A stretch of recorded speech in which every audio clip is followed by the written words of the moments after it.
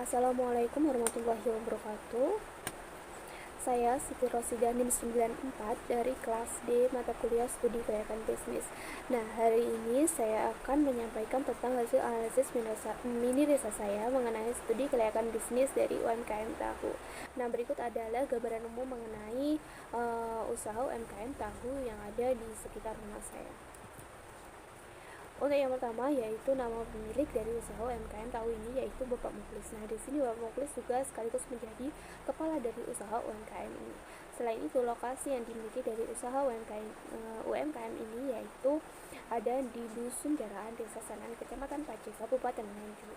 Nah, selain itu, jumlah pekerja yang dimiliki dari usaha UMKM ini yaitu sejumlah 2 orang, yaitu dari Bapak Muklis sendiri dan juga istrinya.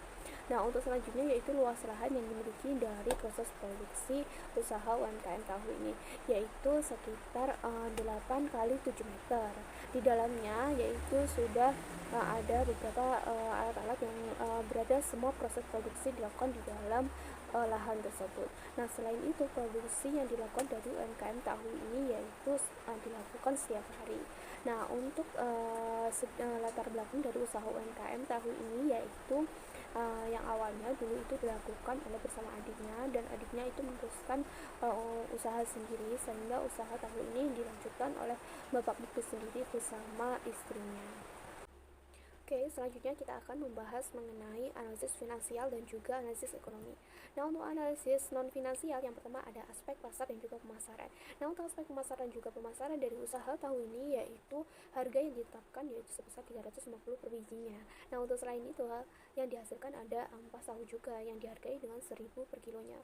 Nah, selain itu ada aspek teknis. Nah, aspek teknis di sini antara lain ada lokasi usaha yang strategis di mana lokasinya berada di pedesaan. Untuk yang kedua yaitu adanya letak pasar atau agen untuk memenuhi bahan baku supaya lebih mudah. Untuk yang ketiga yaitu adanya tenaga listrik yang dibutuhkan dengan mudah. Untuk yang terakhir yaitu adanya tenaga kerja dan juga fasilitas yang juga memadai untuk proses produksinya. Nah, selain itu ada aspek manajemen dalam usaha UMKM tahu ini, yaitu usaha yang dijalankan yaitu dengan menggunakan modal sendiri dari kepala pemilik usaha UMKM tahu ini. Nah, untuk usaha ini itu tidak merekrut karyawan dari luar, melainkan dari dalam anggota keluarga sendiri, yaitu bersama istrinya. Nah, selain itu ada aspek sosial, ekonomi dan juga budaya lingkungan.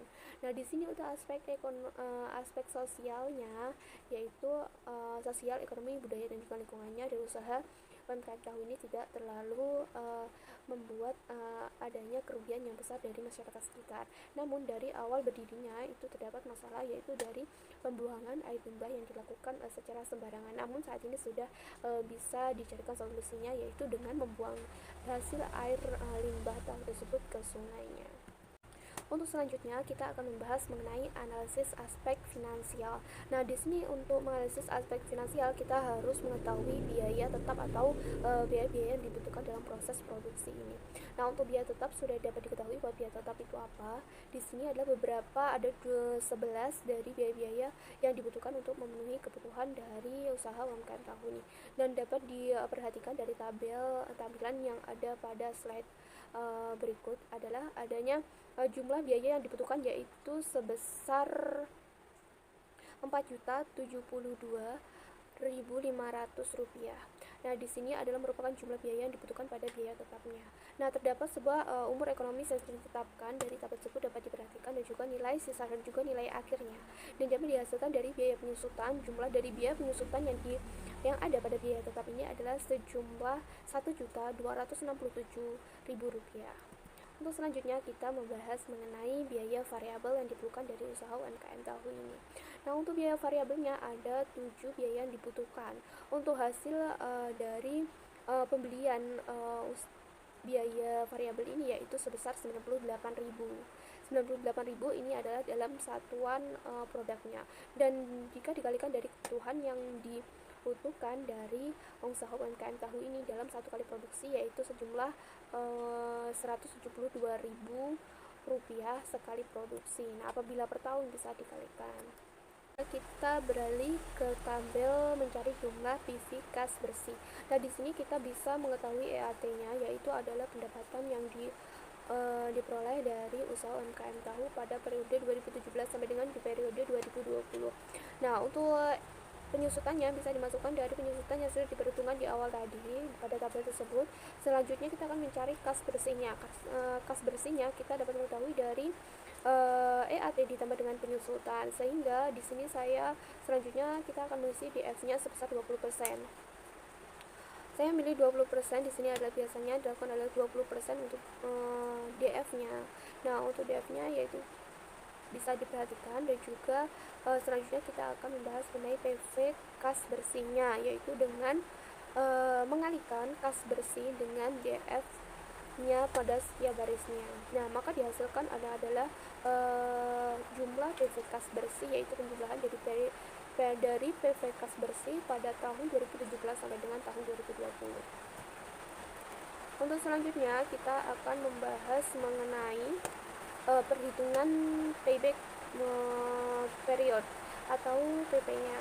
Nah, untuk PP-nya di sini dapat diketahui bahwa hasilnya yaitu 4,9, atau bisa dikatakan kita akumulatifkan menjadi 5, yaitu bisa dikatakan bahwa 5 bulan itu hasilnya. Nah, dari berdasarkan perhitungan PP dapat diketahui bahwa usaha ini, pada usaha tahu Bapak Muklis ini adalah selama 2 tahun 5 bulan itu dapat dikatakan layak karena dapat mengembalikan tingkat pengembalian modalnya secara cepat. Untuk perhitungan ARR-nya, kita dapat mengetahui bahwa ARR-nya ini adalah sebesar 27,22%. Nah, di sini juga dikatakan layak untuk usaha dari Bapak Muklis sendiri. Nah, untuk dari hasil nilai NPV adalah nilai investasi sebesar Rp4.244.500 lebih kecil daripada lebih besar daripada nilai NPV-nya, yaitu sebesar Rp477.517. Maka usaha di sini dapat dikatakan merugi ya. Untuk yang kedua, kita dapat mengetahui bahwa nilai IRR-nya itu sebesar 25,664, atau bisa dikatakan lebih besar daripada nilai RIO-nya, yaitu sebesar 18,74. Maka usaha ini dapat dikatakan layak untuk melakukan investasi. Nah, untuk yang terakhir ada nilai PI-nya, yaitu lebih besar dari 1, yaitu 1,74. Maka untuk usaha ini investasi dapat dikatakan layak. Nah, untuk kesimpulannya bahwa sebagian besar dari perhitungan tersebut adalah usaha dari Bapak Muklis ini adalah bisa dikatakan layak untuk melakukan investasi, baik investasi maupun juga untuk usaha keberlanjutannya. Sekian untuk hasil analisa saya mengenai UMKM tahu dari Bapak Muklis.